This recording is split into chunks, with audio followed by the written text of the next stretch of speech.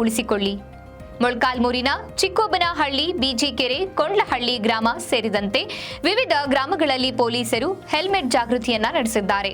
ಇದೇ ಸಮಯದಲ್ಲಿ PSI Pandurangappa helmet ಬಗ್ಗೆ ಜಾಗೃತಿಯನ್ನ ಗ್ರಾಮದ ಜನರಲ್ಲಿ ಮೂಡಿಸಿದ್ದಾರೆ. ಹೆಲ್ಮೆಟ್ ಅನ್ನ ಧರಿಸುವ ಮೂಲಕ, ಸಂಚಾರಿ ನಿಯಮಗಳನ್ನು ಕಡ್ಡಾಯವಾಗಿ ಪಾಲಿಸುವ ಮೂಲಕ ತಮ್ಮ ಜೀವವನ್ನ ರಕ್ಷಣೆ ಮಾಡಿಕೊಳ್ಳಬೇಕು ಎಂದು ಮನವಿಯನ್ನ ಮಾಡಿದ್ದಾರೆ.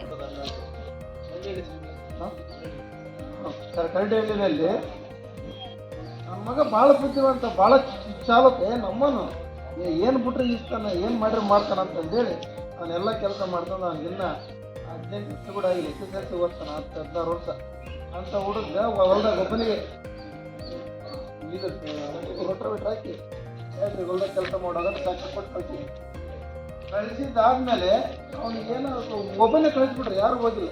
ನನ್ನ ಮಗ ಭಾಳ ಬುದ್ಧಿವಂತ, ಬೆಕ್ಕದಿಸ್ತ ನಮ್ಮನ್ನು ಭಾಳ ಅವನು ರೋಟೋವೇಟರ್ ಆನ್ ಮಾಡ್ತೀರಿ ಏನು ಸಿಕ್ಕಡತ್ತಾನ.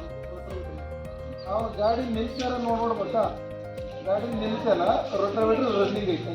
ಕೆಳಗೆ ಇಳಿದು ಏನೋ ಕಿತ್ತಕ ಹೇಳಕ್ಕೆ ಹೋಗಿದೆ, ಕಾಲು ಸಣ್ಣ ತಗೊಳಕ್ಕೆ